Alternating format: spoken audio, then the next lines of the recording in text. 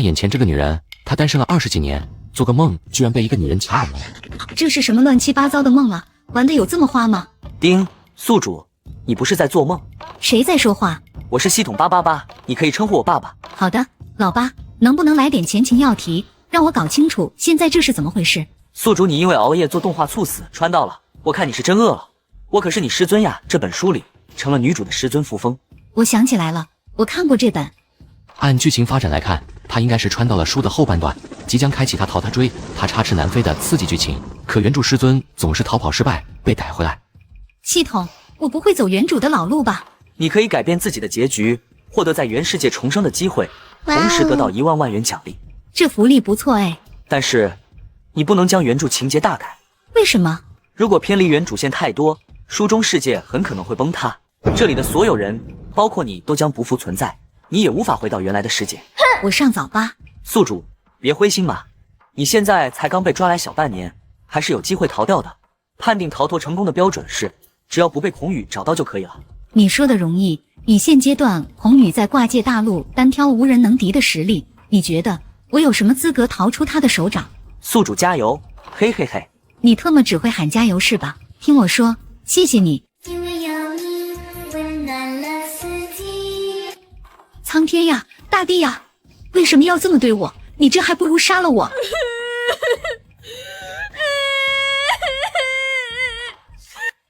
呼叫老八，我猝死前没干到大结局，师尊最后怎么样了？原著里师尊多次逃离，彻底惹怒孔宇，他一怒之下烧毁坤天宗，把师尊带回魔界，锁在床上，日夜折磨。师尊就这样被活活折磨了5年，身心俱损，而后香消玉殒。而女主接受不了这个结果，也随之自尽了，然后就大结局了。这么狠？不狠能叫病娇吗？我要是没跑掉，不会也这个结局吧？理论上来说是这样。要不你现在一刀捅死我算了，早死早超生。希望再来生。宿主，冷静哇，咱们还有希望。正在一人一桶争执间，房门忽然被人推开。哎呀呀，师尊你醒了。扶风下意识吞了口唾沫，然后尽量学着原主厌烦的样子问道：你要关本尊到什么时候？孔宇一个闪身逼近。好说，师尊何时答应与我结成道侣？成为道侣？不可能的，你死了这条心吧。这话一出，扶风能明显感觉到周围的温度降了好几度，空气中似乎有一股无形的威压散开，压得扶风甚至有点透不过气。孔宇脸色阴沉，修长的手猛地捏住了扶风光洁的下巴。师尊敢不敢把这句话再说一遍？扶风表面冷若冰霜，实则在心里小声逼逼。我当然不敢，所以他干脆一言不发，转过头，一副不想看到孽徒的样子。孔宇是最受不了扶风这样对他的，他宁愿扶风责难他，打他，这说明扶风起码还在意他。可如若是无视，那便是完全不在乎。他跪舔师尊几十年，对师尊掏心掏肺，只希望师尊终有一日能多看自己一眼。可师尊不仅拒绝了他，还故意把他赶下山去历练，甚至在他失踪的几年里不闻不问，还收了别人做弟子。师尊以前明明答应过自己，此生只会有我一个弟子，为什么要食言？为什么要骗我？为什么救了我又要抛弃我？为什么要这么对我？为什么？为什么？扶风睁开眼睛看着本座，见扶风软硬不吃，师尊再不睁眼，本座可要，嘿嘿。扶风当即被吓得睁开了眼，当看见孔宇那笑脸，他就知道自己被耍了。无聊哟，生气了，师尊最好不要用这种眼神看着本座，本座会很想嘿嘿嘿的。扶风在心里飘过无数个过来，让本座抱抱你。别碰我。孔宇并未罢休，用力抱住自家师尊，贪婪地嗅着他身上的香气，不由他挣扎分毫。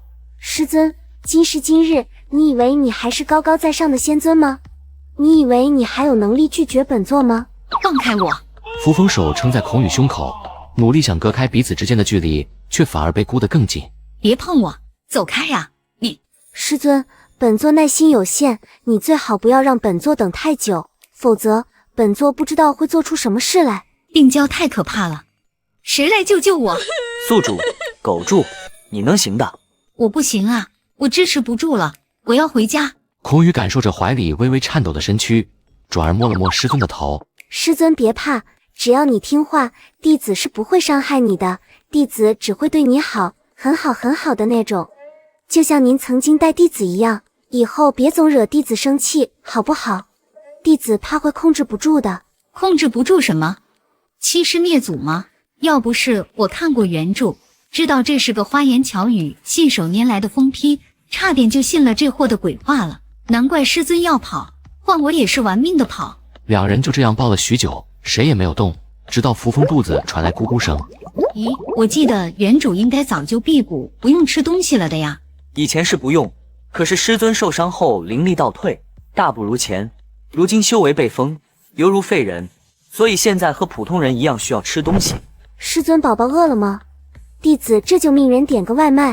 说罢，也不顾扶风愿不愿意，抱着他朝屋外走去。扶风麻了，这一出去，岂不是要被魔修们当猴子一样围观？他只能往孔宇怀里缩了缩，自欺欺人，这样就不会社死了。孔宇抱着扶风走到一座凉亭里，才将扶风放下。扶风看到眼前的美食，差点口水都流出来了。他一边吃饭一边观察四周，如果不是氛围不对，他会以为自己是在一指风呢。其实抛开禁锢、强制这一层来看，孔宇确实很爱扶风，但是扶风这样的人不接受孔宇的喜欢，孔宇就使各种手段，搞得师尊众叛亲离，还强制禁锢，爱得未免太令人窒息了。所以扶风还是选择毫不犹豫地跑。至于怎么跑，按原著里5天后修真界会有一株灵草现世，正适合温养扶风的灵根，孔宇会亲自去一趟，大概要2天才回来，正是逃跑的好机会。扶风会遇上一位坤天宗弟子，在这名弟子的帮助下，师尊逃了第一次，但师尊不知道孔宇在他身上装了定位器，出了魔教他就能感应到，所以师尊没跑多远就被追了回来。我就玩你马。师尊是有什么不适吗？没有。师尊，弟子这张脸是否比吃饭菜更为下饭？扶风被这一声拉回现实，面上顿如火烧。有病吧？师尊不必不好意思，弟子是师尊的，师尊想怎么看就怎么看。闭嘴！好，弟子闭嘴。孔宇夹起师尊喜欢吃的菜，送到他唇边。味道还不错哎，5星好评。系统见状，宿主，你在干什么啊？你怎么还吃上了？原来的师尊很排斥跟孔宇的亲密接触。你刚才为啥不提醒我一下？我以为你记得的。那个，现在怎么办？我这边没死机，问题不大。扶风正跟系统聊着的时候，孔宇一手拍在桌子上。师尊今日为何频频发呆？是在想怎么逃离弟子身边吗？你怎么知道我想跑？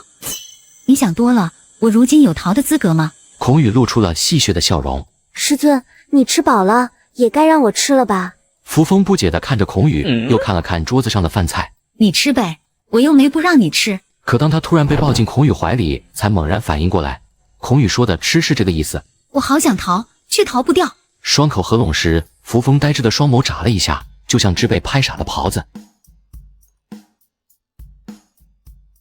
不知道过了多久，孔宇才放过了已经昏昏沉沉、分不清东南西北的扶风。孔宇心满意足地抱着他回了房间。到了晚上，两人同榻而眠。扶风心神不安，担心发生原著里写的那些不可描述的事。要不是床不够大，他能离孔宇800米远。师尊，白日里是弟子不好。孔宇将扶风拥在怀里，伸手在他的脖颈间来回抚摸。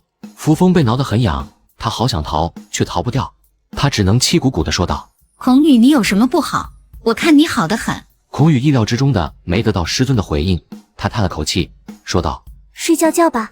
扶风一开始不敢睡，后来实在太困了，再加上孔宇身上的味道有点好闻，让他渐渐心安，然后上下眼皮一搭，睡了过去。再睁眼已经是早晨，而身边的孔宇早已经不知所踪。扶风醒来的第一件事是把自己检查了一遍，衣服完整无缺，身体也没有不适。昨天晚上居然什么事都没发生。日思夜想的师尊睡在卧榻之侧，他是不是不行啊？宿主，为什么我感觉你好像期待他对你做点什么呢？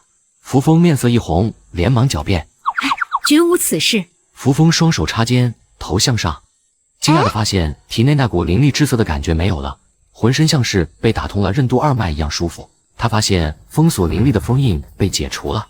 老八，我可是记得原著里从头到尾，孔宇都没有让师尊恢复过灵力，这什么情况啊？这个我也不知道，也许你昨天吃了他的饭，让他很开心。不过这是好事啊，恢复灵力，你逃跑的概率会大大增加。快感应一下，你现在是什么境界？让我看看。扶风闭眼感受，很快，他的表情从满怀期待变成生无可恋。他躺在床上，双手交叠，一副随时要走的样子。红，你能理解我现在的心情吗？说实话，不太能，但我在努力尝试。所以，你到底感应到了什么？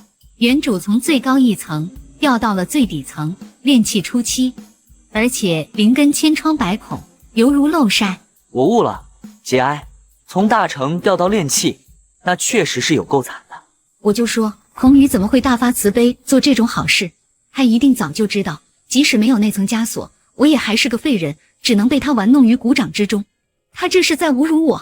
那个宿主，咱换个角度想，有总比没有好。扶风吸了口气，眼神变得坚定。你说的对，我要让孔宇因为小乔我而付出代价，我要判他无期徒刑。扶风收拾起零落心情，他决定趁着孔宇忙着和下属商议夺灵草的事，没空管他，正好出去偶遇一下他的线人，为第一次跑路做好充分准备。原著里，后山有一个古老的传送阵法，就连孔宇都不知道，可惜书里并未交代清楚阵法在什么地方，所以还需走剧情探索。扶风为了不让人看出端倪，故意带着身后的尾巴们走了好几个地方，才拐到奇缘花林。花赏了没一会，他忽然捂着唇就剧烈咳嗽起来，一群魔修顿时吓得魂飞魄散，生怕他有事，忙簇拥着扶风去亭子里歇脚。有的魔修已经去给孔宇报信了，用不了多久，魔君就会亲临。原著里的师尊确实是因为身体弱才咳嗽，而且还咳出血了，但现在的扶风好歹有灵力在身，没那么弱，所以刚才是故意装的。他只有这么做，那个坤天宗弟子才有机会上来跟他搭话。希望能赶在孔宇来之前搞定。仙尊，您没事吧？没事，只是些许寒风罢了。大人，其实奇人花的香气能凝神静气，闻一闻会让仙尊好受些。听到这个声音，扶风欣喜地转过头，只见亭子外一名15、16岁模样清秀的少女捧着奇缘花在跟随行的一个魔修交谈。扶风极力压制激动的心情，让他过来。那名魔修听见扶风发话，自是不敢再阻拦。少女被扶进来，仙尊，这些花给您。谢谢。扶风知道这捧花里藏有字条，上面有关于那个阵法的位置。原著里，师尊拿了这捧花回去后，意外发现了花中的玄机。可是师尊从花中拿出纸条的场景，却被孔宇通过监控看到。他知道师尊要跑，但他没有打草惊蛇，只是叫下属暗中盯着。想要逃掉，肯定不能回镜室再看，或许眼下会是拿到纸条的最好时机。不过在众目睽睽之下搞小动作，扶风是有点紧张的。他俯身将花凑近鼻尖，装模作样的嗅了嗅，手指往放字条的地方探去，眼看就要得手，不知道从哪冒出来一只手，夺走了花。哎呀呀，师尊怎么能背着弟子收别人送的东西？煮熟的鸭子突然飞走，让扶风差点没忍住对那个抢东西的人输出一通国粹。他转身，我就知道是你来了。靠，来得好快！东西落到孔宇手里，会不会被发现端倪？完了，搞不好今天就得唱凉凉。就这么喜欢别人送的东西？孔宇眼神危险地睨着扶风，仿佛他要胆敢说个事就让他好看。这是什么送命题？扶风绞尽脑汁想着这种情况原主该是什么反应，所幸他领悟能力够好，很快稳住心神。你发什么疯？他给我花不过是见我咳嗽身体不舒服，想让我闻了好受些罢了。孔宇思索片刻后，过来让我看看。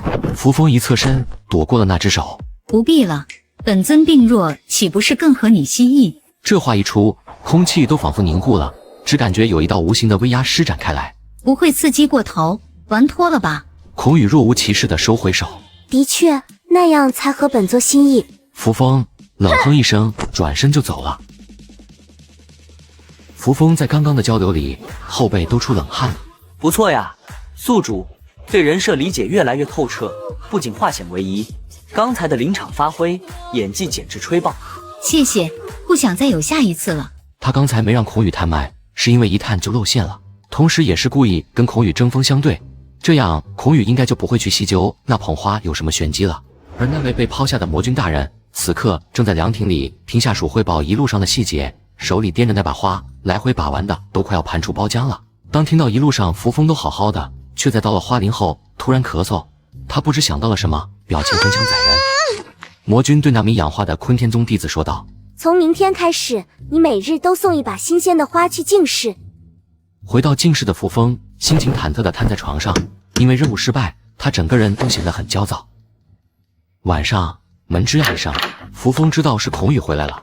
他今晚比昨晚还要害怕见到孔宇，身体微微颤抖着。孔宇在床边站了会，在黑暗里笑了笑。孔宇钻进被子，将扶风揽进怀里。师尊还在生弟子的气吗？扶风一言不发。弟子错了，师尊原谅弟子这一次好不好？你没错，是原主错了，把你救了。师尊怎样才能原谅弟子？师尊若是喜欢奇缘花，那弟子每天都让下人送一捧过来可好？这下轮到扶风被整不会了。我下午不欢而散，孔宇该跟自己发疯才是常态。现在这低声下气来求和，是不是有点反人设呀？由于摸不准孔宇什么意思，扶风斟酌再三，最后只能说了句随你。他可不知道当时抱着他的人那眼睛盯着他有多冷。大清早，扶风一开门就见到了昨天那位坤天宗弟子，官人面色平静，也没有被严刑拷打过的样子。扶风心里对孔宇昨夜奇怪行为存有的剩余一丝疑虑也打消了。他接过花时，极快的速度查他了手里的花束，果然拿到了藏在花中的字条。他今天上午还有剧情要过，要在饭桌上把粘人精孔宇气走，好找个地方看字条上的内容。哎，兜兜转转，我还是躲不过这段剧情。我昨天走捷径，差点就成功了，好气呀！今天的饭菜比昨天的还要丰盛，看着就很有食欲。孔宇还是犹如昨日那般殷勤地给扶风投喂，这一次扶风并没有吃，筷子伸向哪边，他就向相反的方向躲。孔宇倒是有耐心，甚至对此似乎有点乐此不疲，给人的感觉就像是在逗猫弄狗，手里拿的也不是筷子，而是驯兽的鞭子。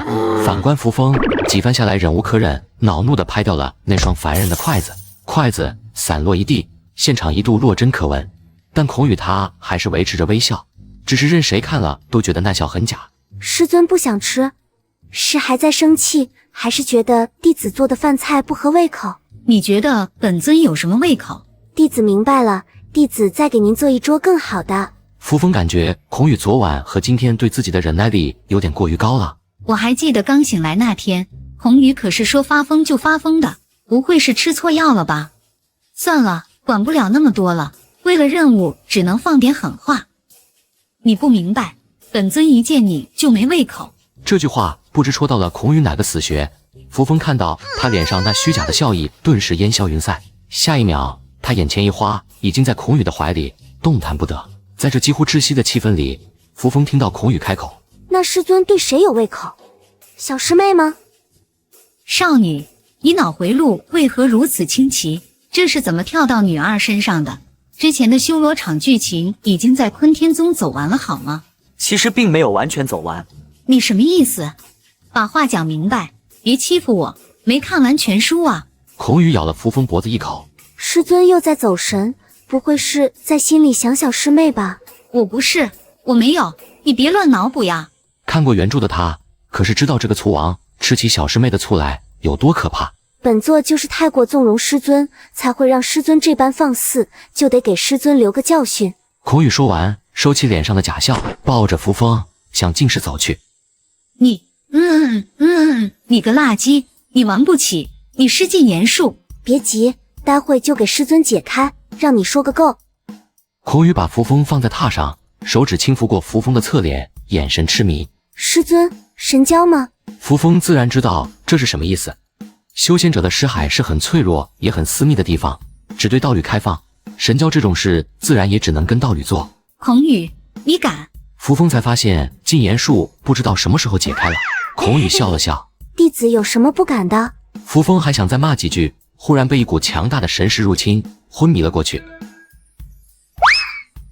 直到深夜，孔宇才从扶风的识海出来，而扶风神色平静，早已经累得睡着了。孔宇在扶风额头吻了一下。师尊，做个好梦。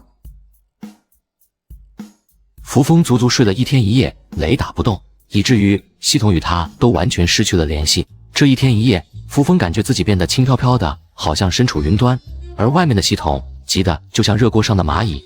他第250次对沉浸在识海里不肯出来的扶风吼道：“宿主，宿主，你快醒醒，别再睡了，再不醒你就没机会跑了。明天孔宇就要离开魔界，扶风要是还不醒来，很可能把第一次逃跑的机会就这么睡没了。扶风好像听到了，突然坐了起来。什么？不行，我要跑！他坐在床上，茫然地看了看四周，昏睡前的记忆开始回笼，想到在石海里发生的那些疯狂的事，整个人有点……宿主，咱现在还是别回忆了，快看看阵法在哪，准备明天跑路吧。对，还有正事。他连忙在身上摸索藏起来的字条，一不小心看到了身上还没退下去的痕迹，顿时脸红的能滴出血来。这宿主没救了。他整了整衣冠，谁知却在下地时双腿一软，跪在了地上。不年不节的，宿主你怎么心思大呢？扶风扶着床沿，咬牙切齿道：“我不是自愿的。”系统好像明白了什么啊？难道是因为孔宇？宿主你也太弱了吧！你都睡了那么久了，还没缓过来啊？要不要试试13香？吃1口提神洗脑，吃2口永不疲劳，吃3口长生不老。你才弱，你全家都弱，根本不是你想的那样。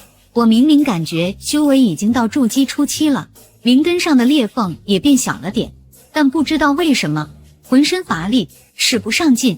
我猜测你啊，肯定是你虚不受补。说得很好，下次别说了。不过这次之后，他发现好像双修对于他自身灵根的修复，比任何灵气、灵草来的都要有用。甚至修一次，居然就提升了一个大境界。果然，在修仙文的套路里，任何难以治愈的伤，只要遇上双修，必定能被治好。孔宇目前应该还不知道双修这个方法对修复师尊灵根有用，否则也不会致力于在外面到处打架劫舍了。我一定不能让孔宇知道这个秘密，否则肯定会被他弄到死。这次逃跑只许成功，不许失败。傍晚，扶风又被孔宇拉着去吃饭。这小子对于投喂师尊的执念咋就这么深呢？师尊今日气色看起来似乎不错。你看错了。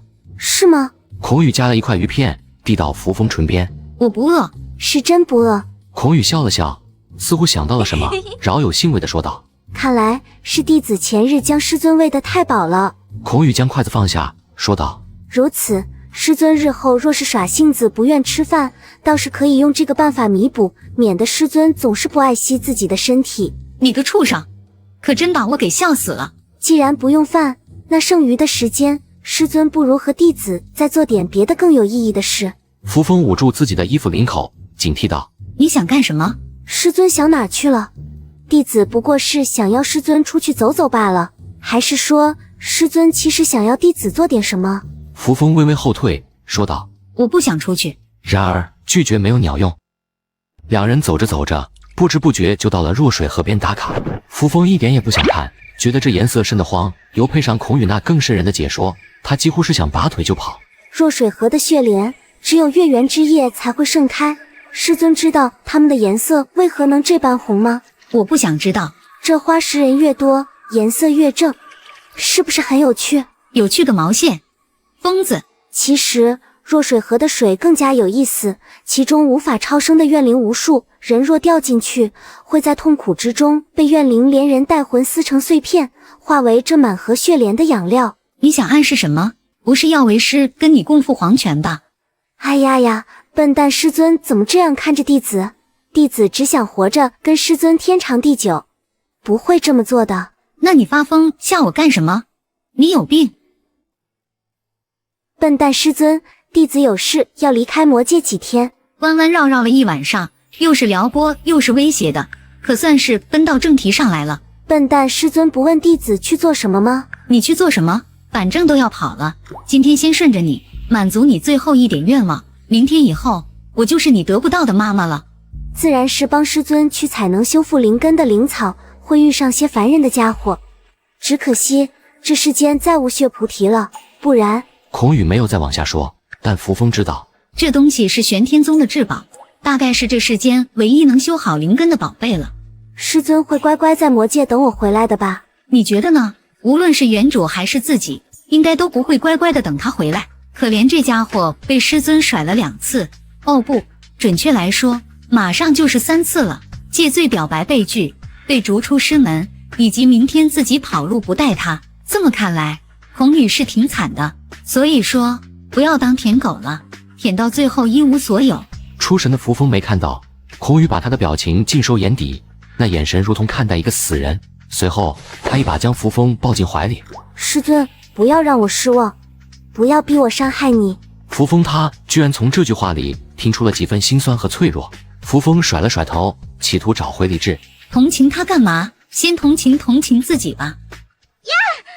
上午成功送走了孔宇，扶风找了个借口，成功到了奇渊花林。他以不想有人打扰赏花为由，让尾随的魔修们驻守在花园外面。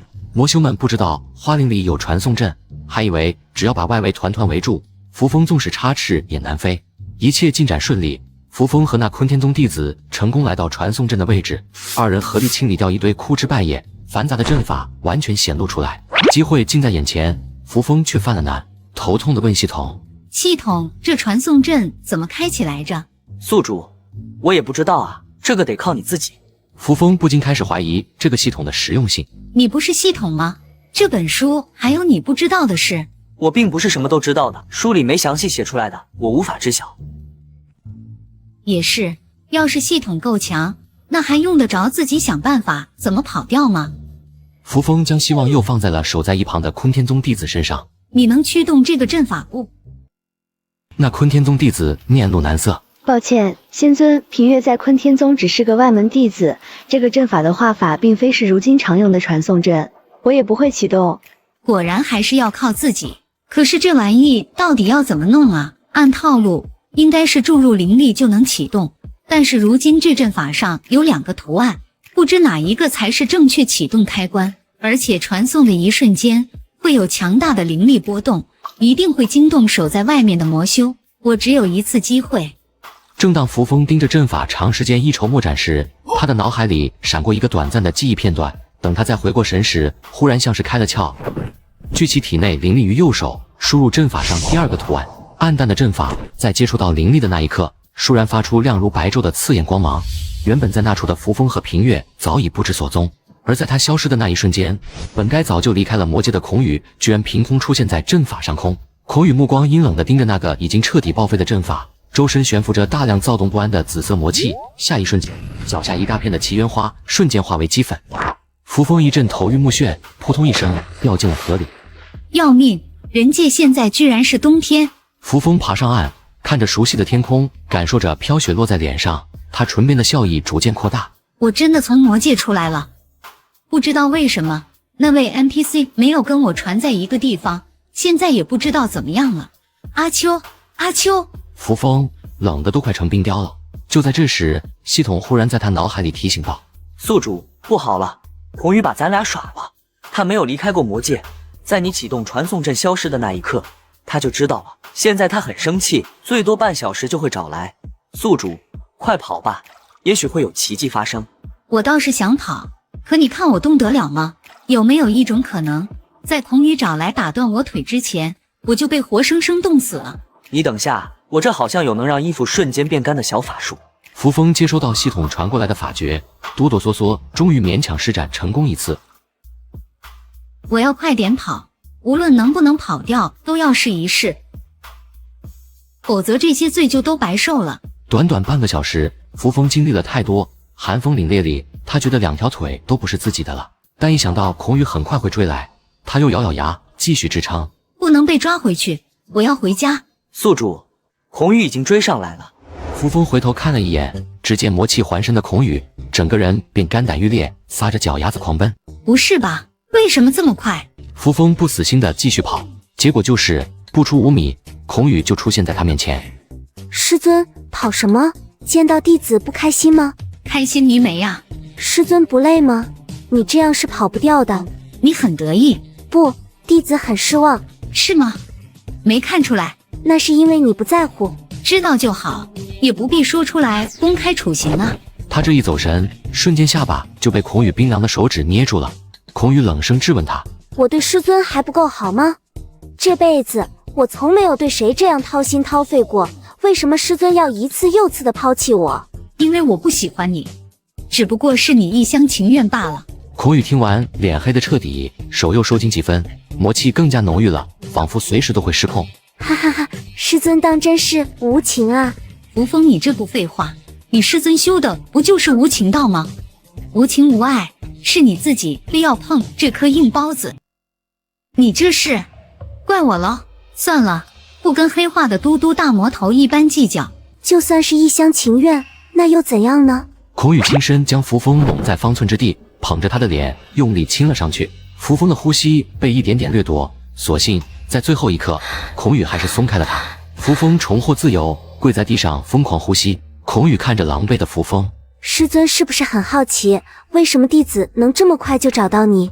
我不想知道。孔宇蹲下，师尊是否忘了，师尊从上到下，从里到外都沾上了弟子的魔气，打上了弟子的烙印。扶风简直想扑上去咬死他。你这么厉害，那我岂不是要夸夸你？师尊想怎么夸？扶风被这人死皮赖脸的精神刺激到了。我不想跟你废话，你到底想怎么样？自然是带师尊回魔界，然后锁起来。扶风表面继续维持人设，你还不如给我个痛快。弟子怎么舍得伤师尊分毫？说着，孔宇就将扶风抱了起来，身体忽然腾空。扶风下意识抓住了孔宇的肩膀做依靠。你放开我，我不回去。师尊，乖一点，你不会想弟子在这里就把你办了吧？扶风窝在孔宇怀里，表面乖的一批，内心却急得炸开了锅。系统怎么办？怎么办？凉拌。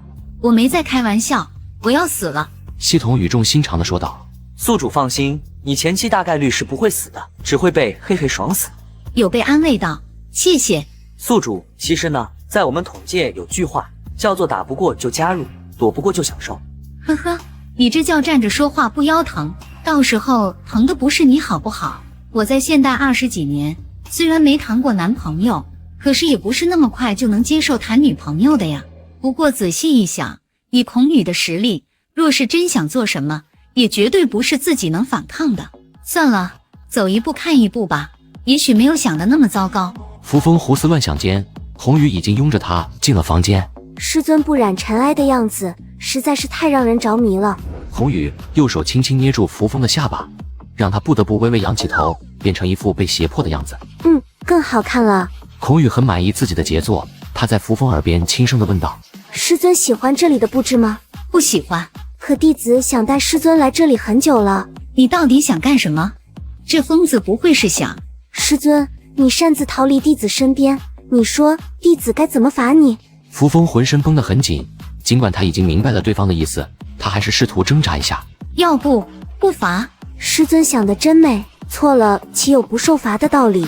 孔宇一寸一寸地看着扶风，像是在打量自己找下的猎物，似乎在考虑该从哪里下口，吃起来会更美味。扶风心跳的前所未有的快，他感觉自己像是案板上的鱼，跑不掉了。你冷静点，我保证我以后不跑了才怪。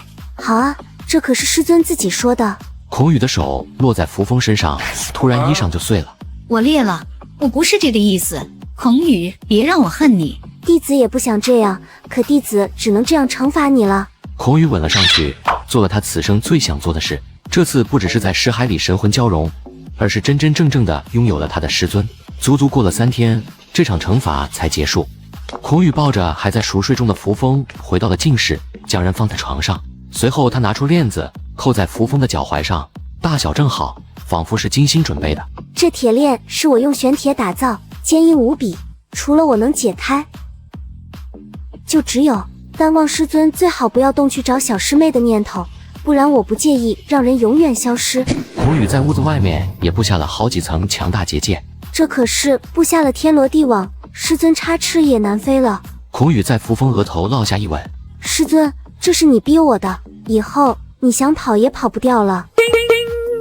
不过师尊这次倒是比起上回要坚持的久些了，难道是身体有所好转？莫非双修可以？孔宇正要探扶风的脉象，一道声音入耳，打断了他。魔君，人抓到了。黑玄跟在浑身冒冷气的孔宇后面，心情忐忑。我自己应该是没得罪魔君的呀，可魔君看起来脸色似乎不太好，难道仙尊没让魔君静心？怎么说吧，魔君缠仙尊那股劲，就不是病殃殃的仙尊能吃得消的。平月都交代了什么？正在脑补大戏的黑玄被魔君突然提问，一时间脑子没转过弯来。平月交代，这次协助仙尊逃走，是因为仙尊曾经在南华山秘境偶然间与他有过救命之恩。至于传送法阵，是他在养花时偶然间发现的，但属下仔细查看过，仙尊于他根本没什么救命之恩，他只是个外门弟子，根本进不去秘境的。坤天宗被您攻下后，平月虽是幸存者，但对您恨意非常。属下查到，他对您那位姐姐十分爱慕。听到姐姐二字，孔宇脸色倏然变冷，没再说话。很快，他们到了地牢，孔宇站在中央，看着平月。平月看清在自己面前的人是谁时，眼底涌现出一丝恐惧，还有怨恨。我呸！狗魔君，你胆子不小，敢在本座眼皮子底下拐走本座的人！我呸！我只是不想让仙尊继续被你侮辱。然后呢？平月看着孔宇，骂道：“你凭什么囚禁仙尊？他是你的师尊，修真界人人都知道仙尊当初对你有再造之恩，你却恩将仇报。我呸！你还强迫他，你简直不是人。”据书里描写，这是有人教他说的，目的就是为了刺激孔宇。如果自己死在孔宇手里，仙尊知道了只会更加厌恶孔宇。孔宇笑了笑，继续。反正仙尊如今已经逃走，你杀了我吧。不怕死，那怕被本座搜魂吗？随着魔气侵入平月的尸海，平月发出凄厉的惨叫声。孔宇翻了翻那些记忆，大都是平月跟踪窥视他姐姐的记忆，便是随便扫过都觉得脏了自己的眼。倒是最近半年有一次见过一个奇怪的黑袍人，那人小心谨慎，声音和面貌都做过遮掩，但孔宇一眼就认出来了。小师妹，你还真是阴魂不散呢。扶风醒过来的时候，孔宇就躺在他身侧，手里把玩着一颗流影珠，里面时不时传出有人凄惨的叫声，听得扶风毛骨悚然。师尊可算醒了，怎么这样看着弟子？是好奇弟子手里的流影珠吗？我一点也不好奇。孔宇听了这话，不仅没收回，还恶意的把流影珠往扶风跟前递了递。别给我看！好好好，不看不看。孔宇将珠子收了，把扶风抱进怀里。师尊是在自责吗？若是自责，师尊以后便不要再想着逃跑，否则还会有很多人像他一样。师尊，你明白吗？孔宇真是个疯子，真不知道这人当初得经历了多变态的童年，才能变成现在这样。我感觉自己要是跟孔宇待久了，说不定也会被他逼疯。马德，跑，必须跑！这几天系统跟扶风讲了大概剧情走向，扶风简直想一口盐水喷死系统。我终于知道为什么孔宇后面越来越疯了。虽然小师妹最多算是个假想敌，但这种伤害对于病娇来说仍旧是致命的。要是这次又失败了，我会是什么下场？不，小徒弟刘云作为一个能在修真界横着走的修二代，去他家苟一苟还是可以的。眼下最重要的是怎么神不知鬼不觉的把求救消息传给小徒弟。对了，有个叫传讯玉简的东西，只要有灵力就能传送消息，相对安全。书里说孔宇的乾坤袋里有一个玉简，是当初师尊亲手给他做的，怎么才能不被怀疑，还能把孔宇的乾坤袋骗到手？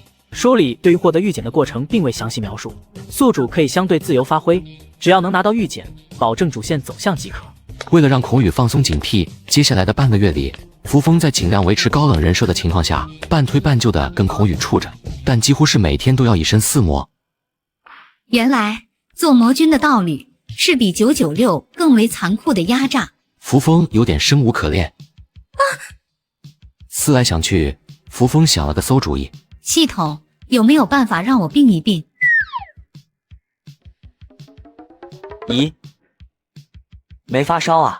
这装病岂不是于任务更加不利？孔宇到时肯定紧张的让你连床都不准下了。别废话，你就说有没有办法？有是有，不过就是威力可能会有点大。来吧。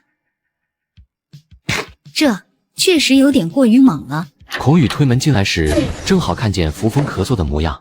师尊，你怎么了？孔宇让扶风躺在床上，然后一道灵力钻进扶风的身体里。即便那天我没有探查师尊的身体，可近来师尊气色明明不错，没理由突然又情况恶化。片刻后，孔宇看着扶风，师尊，这次你又想做什么？居然一猜就准。可惜这次是系统做的手脚，他就算再怀疑也什么都查不出来。我做了什么？不如说你做了什么？你试试被人像个犯人一样囚在一间屋子里，长时间不能离开半步，还要跟你被迫做那些事，不生病才怪。孔宇被对得哑口无言。所以师尊是想说一切都怪我。我也不想这样，师尊，可怎么办呢？你总是想跑。你就没想过，你这样爱人的方式不对吗？哪里不对？比起当初只能眼巴巴等着师尊来可怜我，至少现在，师尊你永远是我的了。以前的我蠢死了，等到最后也只等来了师尊的抛弃。我也没有抛弃你，只是弟子知道师尊想说没有寻弟子，是因为坤天宗也有难，师尊作为仙尊，当为宗门挺身而出。其实我更想说，别人的死活与我何干？可你为什么要收别人做弟子？你答应过弟子，此生只有我一个的。你既然理解为师的责任，也当明白，当初收关门弟子是……我不听。师尊，弟子不想从你嘴里听到任何关于那个人的话，一个字都不。不然你明天就别想下床了。这欺师灭祖的玩意儿，明明是孔宇自己忍不住先扯到刘云身上的，给他惯的。扶风教徒不成，反被气，索性卷了被子，背对着孽徒倒在被窝里，准备强制入睡。没过多久，扶风听到孔宇用委屈又可怜的声音唤他：“师尊，你生气了吗？师尊，你不是觉得一直待在静室郁闷吗？怎么，你要良心发现了？过几日是人间的元宵佳节，弟子可以带师尊出去透透气。”装睡的扶风转过身来：“你要说这个，那我可就不困了。但弟子担心，若是带师尊出去，师尊又跑了，可怎么办呢？”扶风知道自己信用点破产，只能耐心解释：“你太看得起我了，在你眼皮子底下我还能跑。若你实在不放心，把我放你乾坤袋里。”孔宇微微讶异，似是不信：“师尊会愿意待在那里面？只要能出去透透气就行。”那弟子若是答应了师尊，师尊要给弟子什么好处？弟子可不能让师尊白占便宜。你想要什么？师尊觉得弟子想要什么？孔宇的手放在扶风白嫩的胸口，意味深长地看着扶风。扶风被这人的眼神勾得有点晕头转向，心律不齐。这人笑起来可真像个妖精啊，顶不住了。孔宇不知从哪掏出来一本书。师尊答应的话，我们现在就可以来研究一下这本合欢宗的秘籍。孔宇把书塞进扶风手里，委屈巴巴地道：“师尊，我们已经好久没一起探讨秘籍了，你教教我好不好？”不是，你这个秘籍，它正经吗？扶风觉得手里的书就像是烫手山芋，但为了任务，扶风必须忍辱负重，只能含泪点头。人界元宵节这天，扶风如愿以偿被孔宇揣进了乾坤袋里。他进来之后，望着堆积如山的物品，陷入了短暂的沉默。扶风在杂物堆里艰难地穿行。老八，快帮我一起找找玉简在哪。宿主，你看左前方书堆下面是不是有个东西在发光？扶风抬头定睛一看，还真是。发光的玉简终于找到了。宿主，玉简须得互相建立联系才能发消息，就跟微信加好了好友才能聊天一样。这玉简目前只有师尊这一个联系对象，你要想联系女二，还得知道女二的传音密语。书里怎么写的？快告诉我。宿主别急，我这边正在解锁，你稍等一会，可以拿本书假装在看，别被女主发现异常。行，听你的。扶风随手拿起一本书，看到书名后连忙扔掉。怎么跟我现在的情况这么像？有点心理阴影。再看看别的，这书名一看就很刺激。再换。孔宇的乾坤袋里到底有没有正儿八经的秘籍呀？怎么全是这种引人遐想的画本子？这尼玛也太刺激了。宿主，密语搞定了，你赶紧给你的小徒弟刘云发消息。扶风用本子遮住玉简，用灵力输入求救信息。徒儿，为师如今被你师姐困在魔界，望你能前来助为师脱身，切记不可孤身犯险，小心行事。正准备将玉简放回原处，突然孔宇的声音从后面传来：“师尊在看什么画本子？”扶风被吓得连忙攥紧掌心的玉简，手缩到袖子里，这导致在手上的本子掉在了地上，页面正好在于接灵那一页上。靠，在自己徒弟面前社死！原来师尊喜欢这样吗？扶风企图挽尊：“我没有，你听我狡辩。”倒也不是不可以，只是于接灵的话，师尊要多费些力，弟子素来是不愿师尊劳累的。择日不如撞日，今日回去师尊可以亲自试试。算了，累了。孔宇带着扶风来到了人界的京城。扶风虽然不能出去，但孔宇施法可以让他看到外界事物，他真切地感受到了来自京都的繁华。扶风眼神直勾勾地盯着路边摊的糖炒栗子，流下了不争气的口水。看起来味道好好，要是能尝一口。师尊想吃？不想。孔宇闻言勾了勾唇角，提步朝那摊贩走去，买了一大袋，然后又坐在茶摊的位置上，专心致志地给师尊剥栗子。魔君亲自剥栗子壳，这画面，扶风一时间竟然看吃了。孔宇剥了一小捧，施法送到了扶风手中。师尊若是想要些什么，都可跟弟子说。扶风拖着那袋上于温热的糖炒栗子，愣了愣，明明栗子不怎么烫，他却觉得心莫名被烫了下似的，泛起一股色意。恍然间，他脑海里闪过一个模糊的画面。阿宇若是想要什么，都可跟为师说。扶风蓦地觉得头痛，这是原主的记忆吗？这记忆断断续续的接收，莫不是还有什么？旁人的手艺确实比弟子差了些，等回去弟子亲自给师尊做。不用这么麻烦。扶风不太懂像孔宇这样成日围着一个人转的人，这得多喜欢才能什么都亲自为他做。而且终日对一人，不会觉得腻吗？哪怕师尊颜值很高。人界一行，扶风虽不能出来走动，但到底也算愉快。就是回去后那个坑爹的于阶灵氏让他受了不少累。这玩意他原本是想用来做戏就算了的，结果系统跟他提了句，孔宇之前有怀疑过双修是不是能修复他体内的灵根，给他吓得一身冷汗，只能继续带着。你放了我吧，我真的累了，改日再练行，不行。孔宇不肯放过他，紧握着扶风的手腕，力道凶狠。不行，今日的事今日做，这可是师尊曾经教我的。你真行？弟子行不行，师尊不是最清楚的吗？扶风用一满情外的凤目瞪着孔宇，恨恨地咬了孔宇一口。他咬得很用力，像是在发泄近日以来对孔宇的不满。扶风很快尝到了腥甜的味道，可孔宇对于这疼痛却眉头也不皱一下，反而兴奋地笑了。师尊咬得不够狠，明日之印记就得消了。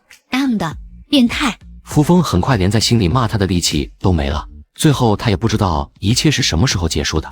病弱叠加劳累过度，导致扶风夜间发起高热来，整个人烧得迷迷糊糊的。孔宇这回是真有点后悔了，他用传音对在屋外的魔修吼道：去把黑玄给本座叫来。黑玄本在洞府躺尸，半夜被踹门，提着头火急火燎地赶来。他在路上就听说仙尊病倒了，还发热了。肯定是因为魔君所求无度，仙尊的病体残躯残。我早就在心里叮嘱过魔君好多遍了，要节制。看来这一次，怎么着也不能因为挨揍而继续退缩。黑玄把过脉后，鼓起勇气道：君上，属下斗胆一言，您平日还是顾惜些仙尊，他的身体经不住您日夜折腾。孔宇看着黑玄，反问：你的意思是，本座的不是？师尊前些日子明明是越来越好，却突然不好，显然是师尊自己做了什么。黑玄莫名觉得后背一凉。若是魔君执意按照心意行事，那恐怕仙尊没多少日子。他瞅了眼孔宇的脸色，很好，已经是想把他砍了，所以他选择及时住嘴。我作为一个合格的护法，不要告诉魔君怎么吃不到肉，而是要想办法让他不仅吃到肉，而且还得尽兴。黑玄绞尽脑汁，君上，其实也不是没有办法。这云雾山最近快成熟的精灵果勉强能缓解仙尊的状况，但也只有一时的效果罢了。毕竟仙根破损，哪是那么容易修复的？眼见孔宇神色有所缓和，黑玄便知自己话应当是说对了。至于这个热症，服下丹药以后，很快就会退热。知道了，你退下吧。黑玄如蒙大赦，赶紧开溜。孔宇躺在扶风身侧，凝视着师尊绝美的睡颜，不舍得眨一下眼睛。近来他总有种强烈的患得患失感，以至于明明师尊人此刻就在身边，明明触手可及，他却总觉得随时会失去。师尊，不要再离开我了，就这样一直待在我身边，好不好？若你再跑一次，我也许会控制不住。3天后，孔宇带着一身伤从外面回来，递给扶风一枚桃子般大小的金色果子，果子周围灵气四溢，一看就不是凡品。扶风质问道：你去做什么了？弄成这样？从书里的进度来看，现阶段的孔宇几乎没有人能伤到他，可这满身血迹，胸口处露骨的伤痕，都显示着孔宇经历了一场极为惨烈的战斗。孔宇满不在乎地道：云雾山跟几只不识好歹的上古凶兽打了一架。扶风真想打开孔宇的脑袋，看看里面是不是都是江湖。你有病，没事去找上古凶兽打架。没办法，他们有弟子想要的东西，却不肯给，弟子只能换种法子让他们交出来。交出来了，然后呢？你自己也没讨到便宜。扶风把人摁在床上躺着，从孔宇乾坤袋里取出一些疗伤的丹药。他也是在里面待过一次才知道，乾坤袋这种私密的法器，孔宇居然是对扶风开放的。扶风正要解孔宇的衣裳，查看他的伤势，却被他抓住了手腕。他盯着扶风说道：师尊这是在担心弟子吗？没有。那这话师尊怎么不看着弟子说？扶风冷笑，用行动向他证明自己压根不心疼。他直接撕开了孔宇沾着血的衣服。阿斯，好疼！师尊，你轻一点。这让人遐想的调调，扶风听得脸都红了。别乱叫。可弟子忍不住，真的疼。孔宇失血过多，睡得很沉。杀人不眨眼的大魔头，也有这么安静乖巧的时候。可扶风盯着这张脸，却怎么也睡不着。扶风知道自己不能再待了，他感觉自己正在被孔宇的所作所为一点点蚕食，他动摇了。可笑，我又不是真的师尊了。系统，女儿还有多久带着人来？3天后，但3天后也是孔宇的生辰。原著里，他在这天强迫师尊给他做了一顿饭，却没想到师尊在食物里给他下了药，让他昏迷了一段时间，否则女儿根本不会有带走师尊的机会。好，我知道了，我会给他做饭的，就当是临别前最后能做的。3天过后，为师记得今天是你的生辰。孔宇诧异地看向扶风，师尊竟还记得？小傻瓜，为师当然知道了。且作为你前几日帮为师寻来金离果的报答，为师可以给你煮一碗长寿面。此话当真？经过一番艰难的折腾，扶风终于做出了一碗像样的长寿面。好了，你尝尝味道怎么样？师尊，你笑什么？没什么，只是想起你还是如多年前一样，一点都没变。师尊狼狈的样子真可爱，好想吻他。孔宇用筷子挑起面条，送至唇边，鼻翼嗡动，闻了闻，然后猛地顿住了。怎么了？很差吗？扶风紧张地看着这一幕，整颗心都提到了嗓子眼。不会是闻出什么问题了吧？孔宇唇角微扬，抬头道：怎么会？师尊做的一定是最好的。是吗？那你怎么不尝尝？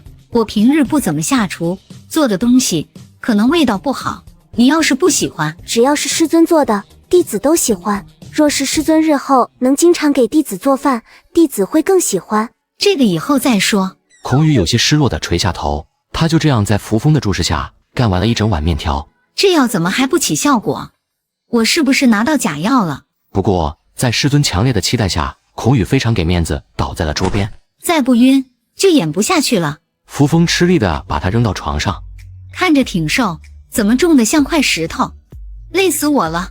话音刚落，外头忽然传来震天的声响，脚下的地面在嗡嗡震动，外面似乎已经乱作一团。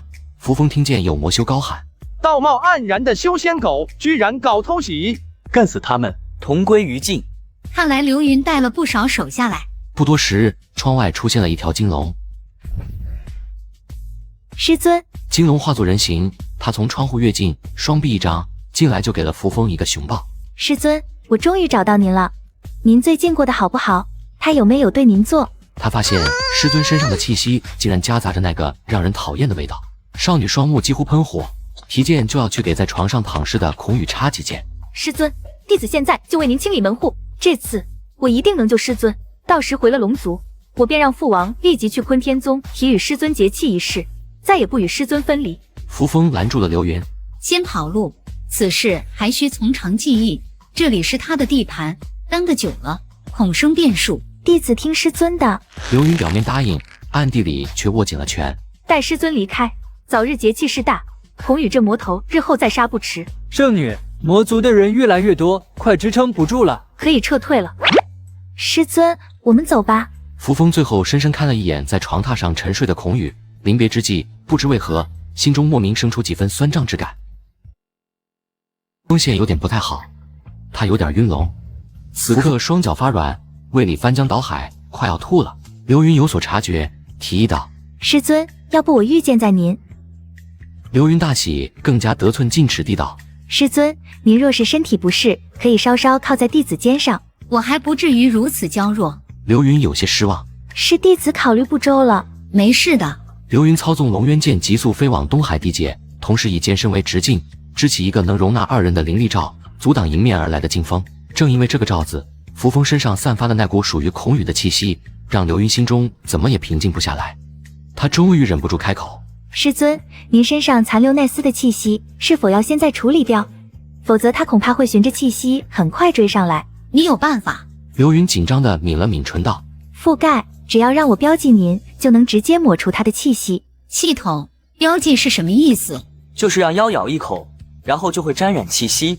标记意味着独属于，是妖族对于心爱之人才会做的事。修为高的大妖的标记所散发的威压，可以让你在妖族横着走。宿主，你要答应他。首先我怕疼，其次总觉得说了会有不好的事发生，因为这关系到后续的剧情走向，而且标记能让你暂时得以在孔宇眼皮子底下隐形，更有助于你逃掉，并且成功逃离后，你会脱离这副身躯，一切都与你无关了。书中的剧情自有符合人设的 AI 替代你。系统说的没错，什么也比不上回家的诱惑，所以这一切都是为了回家。宿主建议你快点，还有40分钟，孔宇就要追上来了。刘云见扶风许久没回，又惴惴不安地问了句：师尊，可以吗？行，可以，只希望这次真的能结束一切，不然……刘云愣了下，没想到扶风居然答应了，他有些激动。很好，非常好。师尊，你说的话为什么总是能让本座那么生气呢？只见孔宇凌空而立，手中魔剑滋滋冒着紫色魔气，冷冷凝视着他，没有一丝温度。怎么来得这么快呀？孔宇朝扶风吐出2个字：过来，师尊。扶风往刘云背后躲了点，亲眼目睹师尊与小师妹恩爱互动这一幕的孔宇，几乎要用眼神将刘云撕成碎片。师尊，别让本座说第3遍，否则你得哭着求本座。等本座抓到你们，本座会当着他的面惩罚你，惩罚到你认错，惩罚到你求饶，让小师妹好好看看清冷绝尘的师尊平日是怎么给弟子们传道授业解惑的，让他们知道师尊可不是对谁都如对大师姐那般躬身指导的。污言秽语，不堪入耳。本想多留你些日子，是你自己送上门来的。诸位长老，出手吧。随着他话音落下，7、8个人忽然出现在半空，将孔宇团团围住，纷纷祭出自己的本命法宝，护成犄角之势，结了一个牢不可破的伏魔天罡阵。师尊，伏魔天罡阵需9人方能成，弟子须得留下助阵，师尊可先行回族，中等弟子的好消息。接过了剑，扶风不忍地看了眼刘云，多加小心。师尊放心，弟子省的。而被困在伏魔天罡阵里的孔宇，则是带着邪气看向扶风。师尊，本座提醒你一句，你若是敢走，今日这里所有人都会死。扶风当然是不听威胁的，直接御剑就走了。此时不跑，更待何时？天真，你们以为这样就能困住我吗？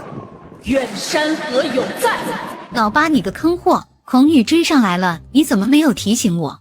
宿主，不是我不提醒你，而是我根本来不及。如果女二这次带着那么些元婴后期的修士都不能为你拖延半个小时，那你下次恐怕要叫上修真界的大半高阶修士来阻拦他才够格。半个修真界？你搞错没？我就是想，估计人家也不会给我脸吧。他们是可能不会给你脸，但是必须给孔宇脸。1个月后，他会便邀天下修士来幻月宗参加与你的节气大典。你大可不必如此直白。还剩多久？10分钟，宿主加油！终于要脱离魔爪，回归正常生活了。一道阴魂不散的声音打碎了他所有美梦。师尊，这便是您恢复的全部实力吗？比起当初，那可是差远了。扶风回头就见到了几乎毫发无伤的孔宇，吓得玩命的给剑加速。师尊，你跑这么快干什么？弟子都快追不上你了。师尊，你确定现在不回头看看弟子，抱着弟子服软求饶吗？也许弟子待会怜惜你几分。孔宇这句戏谑的话几乎是贴着扶风的耳朵说的，然后蓦地伸出手，抓到你了！撒手撒手！曹，就差5分钟，我差点就回去了，就差一点点。师尊还是省些力气在挣扎上，待会也好为弟子传道授业解惑。孔宇带着扶风往地面山林飞去，似乎有暂时留在这的打算。我不想跟你。那你想跟谁？小师妹吗？他现在还昏迷不醒，待会怕是不能亲耳聆听师尊的教诲了。扶风只是听到他的描述，便觉心惊肉跳。你把他怎么了？没死的。孔宇将扶风人固定住，在身侧空地直接用魔剑划开一条口子，带着扶风穿了进去。在黑漆漆的裂缝里，不过行了数息时间，眼前在透出亮光时，他们已经身在魔界。一众魔修匍匐在地，恭迎着他们魔君回来。已经到魔界来，你快放我下来！别乱动。扶风被这一拍，顿时乖了。孔宇带着他去了天魔殿。扶风几乎是在看到那个妖骨打磨成的宝座时，就开始浑身抗拒。他提气直接从骨椅上跳下去，但孔宇用阵法限制了他的行动。师尊真不听话，该罚。紧随而来的是孔宇如疾风骤雨般灼热的吻。扶风几乎透不过气，脑子缺氧，整个人都晕乎乎的，愣是被迫成了一副任人宰割的模样。师尊又这样看着我，确定不是在勾我吗？你有病！我有病，师尊不是一早就知道吗？你到底怎么样才肯放过我？我到底造了什么孽呀？为什么会穿到这里来？是师尊养的徒弟，凭什么让我还债呀？我真是个绝世大冤种，不死不休。我不喜欢你，你强迫我，我也不会喜欢你。这不重要，我喜欢你就好，你不爱我也没关系，只要你能永远在我身边，永远只属于我一个人就好。后面的事，扶风记忆断断续续的，隐约只记得他哭的泪都流不出来了，耳边是孔宇低沉迷人的嗓音：师尊看看我好不好？师尊又哭了，弟子怎么忍得住？师尊可以亲自教教弟子这本秘籍怎么练吗？怎么吓成这样？今天不练全册，弟子舍不得您太劳累。疯子啊，谁来救救我？师尊说的都对，弟子不仅是个疯子，还是个欺师灭祖的人渣，可这个人渣爱你怎么办呢？师尊，我爱你啊，真的很爱你，你能不能也喜欢我一点点？孔宇把昏过去的扶风抱回了净室，没多久去而复返。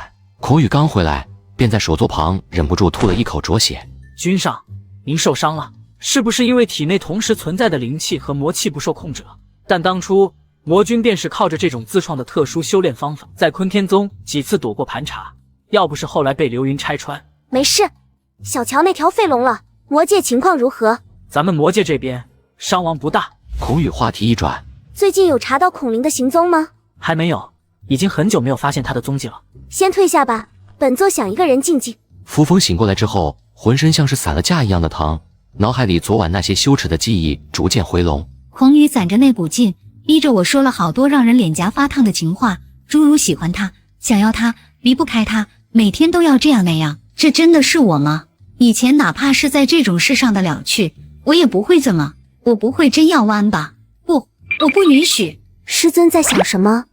我永远不会忘记昨天这小畜生对我做了什么。如果可以，我恨不得在这小畜生身上3刀6个洞，好好喝他的血。说话，你希望我说什么？什么都行，总之不要如同现在这样一副如丧考妣的模样。弟子万一不高兴，把小师妹变成小师弟。你总是这样，难怪不招人喜欢。是了，弟子的确不如小师妹那般招人喜欢，弟子就是被人厌恶大的，不合师尊心意也是难免的。这话为什么听着好酸好酸？阿宇跟他有什么关系？我从来只把他当弟子看，而且因为当时受伤，将人收入门下后，我还隔3差5闭关，根本就没有太多指导的机会，这样连一般正常师徒都比不上的过往，这也值得阿宇你促成这样。是吗？但那小子可不是那么想的。那师尊平日是怎么看弟子的？小畜生。好，弟子在师尊心中果然是极其特别的。扶风觉得他笑起来很假，又莫名悲凉，心中那种没由来的闷痛感又来了，他有些烦躁。你别笑了，总有种笑着笑着就会哭的感觉。师尊不喜欢看弟子对你笑吗？不喜欢，至少特么笑正常点，你这笑一看就很反派。那师尊喜欢弟子怎样？至少得听话，乖一点，别动不动用强，也别总是拿无辜之人的命来威胁我，更不能用锁链笼子之类的困住我。那弟子若是如师尊所说去做，师尊会喜欢弟子吗？会心甘情愿永远留在弟子身边吗？不会，没有人会真正喜欢一个强迫过自己的人。所以也不能怪弟子用自己的法子爱你，不管我怎么做，师尊都不会喜欢我的。扶风还想说点什么，系统忽然提醒他：宿主，这时候千万别刺激女主了，否则女主会让刘云生不如死的。什么意思？按书里写的后续剧情，女主没有杀刘云，并非是看在师尊的面子上，而是因为嫉妒他，想让他生不如死。你也知道，刘云原身是条龙，在修真界这种地方，浑身都是宝。孔宇暗中经常让下属拔龙鳞、放龙血、剜龙骨，这无一不是酷刑。扶风听了系统的话，一颗心彻底沉了下去。师尊脸色怎么突然这么差？又对自己用了那种术法，师尊最好收了这些伎俩，免得自己受罪。见扶风还是一话不说，孔宇叹了口气。师尊真是不听话。孔宇将人抱了起来，身体骤然悬空，让扶风回过神来，说道：你要干什么？自然是带师尊去沐浴。师尊是我的，全身上下只能有我的味道，凡是被他人碰过的地方，全都要洗干净，若洗不干净，就剜掉。扶风下意识抱紧自己，他想到自己抓着刘云的手。师尊想见见小师妹吗？ BBQ 了，好端端提女二干什么？应该是那段剧情，当着女二的面逼迫师尊答应1个月之后结契。有一种不好的预感，就是宿主你想的那样。师尊怎么不说话？先吃饭。师尊，你有好些日子没见到小师妹了吧？我带你来见她，你开心吗？扶风顺着孔宇指的方向看过去，遍体鳞伤的刘云全在角落里，空气中是浓烈的血腥味。你对他做了什么？拔鳞抽筋，顺便放了点血。你放了她吧，她毕竟是龙族的圣女，是我让她协助我从魔界离开的，她只是听从，你惩罚我还不够吗？师尊不说，弟子险些都要忘了。师尊居然敢用你当初亲手给弟子做的通讯玉简与他联系，那是我和你的东西，怎么能留下别人的痕迹？你都知道了？是啊，弟子在知道的那一刻，真是恨不得让小师妹在这个世界上消失呢，哈哈哈。可是弟子若是那么做了，师尊一定又不高兴了，所以弟子留他一命。我是不是很懂师尊？是不是很听话？师尊要不要夸夸我？嘿嘿。我们的事不要牵扯别人进来，我任你处置。只要师尊亲自废了他全部修为，嘿嘿。不能这样，对于修道之人来说，修为就是命，这和杀了他没有区别。孔宇笑扶风天真，你既要让弟子放走这个隐患，又要留下他的修为，弟子如何能安心啊？哈哈哈。不要这样。看着扶风为了刘云对他低声下气的模样，如果沦为阶下囚的是我，师尊会不会也能为了我而妥协呢？师尊这个样子是因为心疼他吗？我不是，能不能换个条件？那便由师尊亲自发帖，让他们前来观礼祝贺。好，我同意。师尊，我不同意，你不许答应他，你不能。后面那一句话，刘云无论怎么试也说不出来。住嘴！为师心意已决，你不必多说。弟子若守信，师尊是不是也该践行一下自己的承诺？师尊，写吧。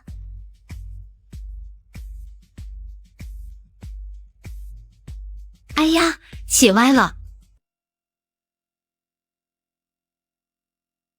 节气大典所需物品筹备的如何了？已经快完成一半了，君上放心。做得不错。对了，本座记得你这一支族中有种特别的秘术，能在一个人的灵魂上留下烙印，无论对方是生是死，都会有所感应。君上说的是同心咒吧？确实有这么个术法，前提得互相心意相通才行，否则强行留下烙印的那个人，得日夜承受焚心之痛。无事，你去把施咒的方法给本座寻来便是。每天都在为了别人的爱情忙碌奔波，有点心酸了。不过，我只要想到自己写的霸道魔君狠狠爱，又能有素材可填了，我就开心。老八，我今天有剧情要走吗？宿主放心，很轻松的，基本睡过去就可以了。神 TM 睡过去就可以了。我有种不好的预感，你看到桌上那碗东西没？我闻到了淡淡的血腥味。书里没有写过这个东西哎，所以宿主我也不知道。你怎么啥也不知道？除了陪聊，你还有啥用？师尊在想什么？这么专注？在想你等会要对我做什么？弟子想给师尊留个印记，表明师尊是只属于我一个人的。这到底是什么该死的胜负欲？当师尊的身体是十字绣吗？可能会有些疼。这什么颜料？我的血。师尊近来修为不是又有所增长吗？你又知道了？水灵根能养木灵根，弟子早该想到的。师尊，你说我们这是不是上天注定的缘分？狗屁缘分！师尊，幻月宗那边快布置好了，剩下的几天我们去那边住，好不好？都可以。扶风没再看孔宇，翻过身拿了本书在看。这特么到底是魔界哪个人才写的？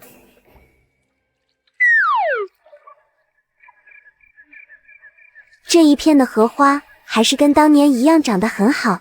师尊不知，若是没有这片荷塘，我兴许都不可能长到10岁。怎么说？母亲疯了，宗主不管我，饿得受不了的时候，就来这里偷偷挖些灵藕，不过偶尔会被发现。被发现了会怎样？被打一顿而已。这些灵藕本不是什么值钱的东西。这女主小时候果然够惨。孔宇随手摘了朵含苞待放的荷花，递给扶风。不过好在后来弟子遇到了师尊，没有师尊就没有现在的我。我以前对你真有这么好吗？师尊待我自然是极好的，会亲自给弟子做饭，会记得弟子生辰。你靠这么近做什么？师尊，我可以亲你吗？不行，船翻了怎么办？有我在，不会翻。师尊乖。你到底要带我去哪？到了。扶风渐渐看着一望无垠的草原，这里好美。很美。世间一切都不及师尊美。师尊还是学不会换气，笨笨的。时间不早了，我们该回去了。再等等。等什么？孔宇话音刚落，眼前忽见银白色的细光飘荡，先是一只，然后是无数只，将扶风包围其中。这是什么？流萤啊！宿主、余主他好会啊！你好什么？没见过世面吗？师尊喜欢吗？这样震撼的场面，估计没有人会不喜欢吧。这个时节，这里怎么会有流萤？这个秘境里的流萤只在这个季节有。师尊知道他们翩然起舞是为何吗？为何？互相吸引，然后繁衍后代。这个暗示已经不要太明显了。扶风感觉到自己心莫名其妙跳得好快。师尊，与我结成道侣吧。我之前不是答应你了吗？上次情景不太好，这次没有别人，只有我们，师尊还愿意吗？弟子就知道师尊与我是心意相通的。过于自信就不太好了，你这叫做强行心意相通。哎呀，不要听了。师叔，坐。多谢师叔好意，我说几句话就走。半年来，师尊四处遍寻师叔不到，一直想办法拖延自己的心魔劫。前些日子正准备闭关渡劫，忽然收到师叔与这位的节气请帖，师尊立心魔劫失败了，二位的节气大典恐怕难以出席，故让弟子将贺礼带来给师叔。师尊说，师叔您既然选择了，他不便多说什么，只是从此师叔与坤天宗便不再有瓜葛了。帮我带句话回去，多谢师兄的贺礼，是我对不住他。扶风拿着的盒子回了房间，取出了里面的东西。没想到掌门师伯手艺还不错，瞧着就像真人一般。不过师尊为何要让掌门师伯送这个东西？就当做一个特别的纪念。当真世风日下，坤天宗的仙尊居然跟自己的徒弟搞在一起了。我听说还不止一个呢，他那关门弟子龙族圣女也被迷得五迷三道的。堂堂仙尊比那狐狸精还能勾人？什么？还有这事？道友你说的靠不靠谱啊？一看你就消息闭塞。今天流云满身是伤，被丢回了无望海，龙筋都被抽了几根。假的吧？孔宇胆子再大，也不敢这么对龙族圣女吧？他要公然挑战整个龙族，人魔混合的杂种，他有什么不敢的？你也不想想，他当初血洗幻月宗的时候，那手段叫修真界多少人闻风丧胆，如今谁敢惹他？坤天宗的人也不管吗？这可是他们宗门出来的祸害，总不能让孔宇一直这么横下去吧？你不知道坤天宗宗主云四清因为这些事气得心魔劫斗斗失败了吗？这你一说，今天还真没看见云宗主来。魔道横行，再这么下去，修真界怕是要完喽。师兄，他们说的未免太难听了，让我去教训教训他们。静心些吧，师尊说了，今日不要惹事，重要的是把师叔接回去。你眼神怎么回事？能不能收敛点？弟子已经很收敛了，否则……君上，吉时快到了。知道了。师尊，我们走吧。给孔宇和扶风念宋词的是位从未见过的魔族前辈。孔宇的生父一直是个谜，或许那生父早就死了，如今只好找个人来凑数。师尊，我们终于在一起了啊！不对，现下该换你娘子才是。麻蛋，现场这么多人，你能不能回去再浪？师尊真是太容易害羞了，还是先带你回去吧。二人一道回了西房。师尊，按照人界的习俗，我们还有一杯交杯酒没喝呢。我不会喝酒。甜的，师尊，喝吧。温酒入喉，不烈亦不腻，反而有些甘甜，味道不错哎。你觉不觉得有点热？没有啊，醉了休息会吧。弟子陪师尊一起好不好？不，你不能睡，你离远点。师尊当真不讲道理，今日是我们大喜的日子，为何要让我离远点？这话可真伤人心。你总是欺负我，我怎么会欺负你呢？我只是……你做什么？嘘，师尊别说话。师尊，你是爱我的，你瞧这印记就是最好的证明。不是，不爱。恍惚间，扶风感觉身体的感知在慢慢弱化，遥远的地方似乎什么声音在呼唤着他。他循着那缥缈的声音而去，而正抱着扶风的孔宇浑身蓦地一僵，他颤抖地伸手去探扶风的鼻息。怎么会突然没有气息了呢？师尊，他连忙取出扶风的命牌，却发现命牌断成了2截。师尊，你别吓我，你是骗我的对不对？你醒过来好不好？不要丢下我一个人，我只有你了。坤天宗，师妹归魂。片刻后，扶风睁开双眸，发现周围水雾朦胧，而自己身处池中。师兄，云思清握着扶风的手问道：身体可还有其他地方不适？好像没有。不对，我身上有个印记。什么印记？没什么。如今我已经完全换了一副身躯，孔宇尝试了各种办法，都没能让扶风醒过来。他神情逐渐变得有些疯魔，极少显露的紫色气体在身边扩散开，仿佛随时都会失控。若不是那个印记让他对扶风还有着微弱的感应，他险些真的要被骗过去。毕竟连命牌都碎了，谁能想到人居然没死呢？师尊，本座不让你死，你就不能死。那些胆敢帮你的人，本座会一个一个杀掉，这样以后就再也不会有人能帮你逃走了。孔宇出了婚房，你传令下去，集结魔界将士，一炷香后上坤天宗。是，好奇怪呀，今天不是君上的大喜之日吗？怎么突然要上玄天宗了？扶风老是在水里泡着，他感觉自己要泡发。老八，现在一切还正常吧？暂时还没有检测到女主的踪迹，咱们这次有很大希望。那就好，还是死盾好用，早知道这么容易搞定，第一次逃跑就用这办法了，说不得我早就回家了。是哇，咱们找错了路，不过现在对了就行，还剩半个小时。我终于要重新能拥有空调 WiFi 西瓜了，我回去后能拿到那笔钱，我还不用打工了。呜呜，宿主，你回去后我会想你的。我也会想你的，虽然一直以来你比较废。可以了，水中寒凉，还是上岸吧。他话没说完，猛地眼唇咳嗽起来。师尊，他的心魔结真出了问题。回师叔，是的，这到底怎么回事？我还以为那是编的呢。是因为宗主师兄坏了，孔宇他带着魔族上门来了。慌慌张张，成何体统？好好说清楚怎么回事。孔宇让宗主您把人交出来，否则他把坤天宗夷为平地。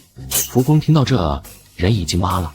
操，我又要来一次在劫难逃是吗？召回山脚的弟子，集结宗门内金丹以上修士，在无相峰集合，准备应对魔族。师兄，是因为……云思清打断扶风，对他施了一道定身术。你老是在一指峰待着，哪也不许去。师兄，他既然知道了，肯定不会善罢甘休。你把我教……怎么一个两个都喜欢禁言呢？云思清走出2步，回头看向扶风，神色复杂，却莫名坚定。阿峰，当年的事，师兄很后悔。为什么受伤的不是我？你本该有机会飞升的，所以这次师兄一定会保护你，哪怕是用我这条命与他同归于尽。老八，云思清不会真的挂掉吧？按照原著走向，他确实会死在孔宇手里。扶风听完，整一个就是痛苦面具。为什么我想回家就这么难？扶风在净池里煎熬地等待着，度秒如年。他不知道外面打成什么样了，但是听着那地动山摇的声音，也不能猜出该是怎样惨烈的战斗。还有10分钟，又是10分钟。话音刚落，他发现他身上的定身术解除了，扶风心中陡然升起不祥的预感。师尊，你还不打算出来吗？你晚出现一息，本座便割云思清身上一片肉。师尊，你猜掌门师伯能受得起多少刀？宿主，其实我建议你不要出去，再拖延一会时间。你觉得我能拖完这10分钟吗？咱们只要藏好，就赢了。藏不了的，他知道我在哪。你还记得他在我身上留的那个印记吗？恐怕不是简单的刻在身上，否则他不会来得这么快。他只是想让我自己出去而已。孔宇不耐烦的催促声又响起。师尊，还没考虑好吗？那就本座数一声，杀一人，就从宗主的首席弟子开始好了。扶风来到现场，却正好看到孔宇一剑刺向金千寻胸口的画面。住手！孔宇瞟了眼扶风，一剑捅穿金千寻胸口，又蓦然地将魔剑从伤口处拔出。扶风连忙上前点了几处穴位，暂时给金千寻止住血。可这心脉受损，以后修为只怕是再难精进了。扶风忍不住朝孔宇吼道：“我已经来了，你为什么还要刺他一剑？”孔宇冷漠地看着扶风，明明是师尊来晚了，却要责怪我为什么动手。你个畜生！早知如此，师尊为何要跑？是你连累的他们不是吗？你颠倒是非黑白，阿峰当年就不该把你救回来。魔终究是魔，怎么能奢望通过教导就能让你走上正途？是我们错了。本座的确有一半魔族的血统，可要不是拜正道所赐，本座还真无法有如今的成就。为什么听孔宇的话，好像他入魔另有隐情？可书里不是说他因为爱而不得，然后当场黑化的吗？今天本座便彻底当一回名正言顺的大魔头，让坤天宗成为第2个幻月宗。师尊，你可满意了？随着孔宇话音落下，便有魔修听命，开始肆无忌惮地摧毁坤天宗的房屋。房屋着火，引起林子被点燃，继而整座山都烧了起来。尽管这是一本书，可当他来到这个世界，一切就不再只是单薄的文字，每个人都是有血有肉的。他真的没办法眼睁睁看着这么多人在自己面前死去。扶风几步上前，拉住孔宇的胳膊：“阿宇，别这么做，宗门的弟子是无辜的，你来这不就是为了带走我吗？既然目的……”师尊，你没资格求本座了。孔宇冷漠打断扶风的话，眼眸中翻涌着滚滚魔气，看起来暴躁易怒，不可控制。从前本座就是太纵着你，才总让你一而再再而三的放肆。你是不是觉得本座没有心，不会疼？扶风摇头：“不是，纸片人也有心，纸片人的心也是肉长的，肯定会疼。只是孔宇根本不会爱人。”但他现在绝对不能再刺激孔宇。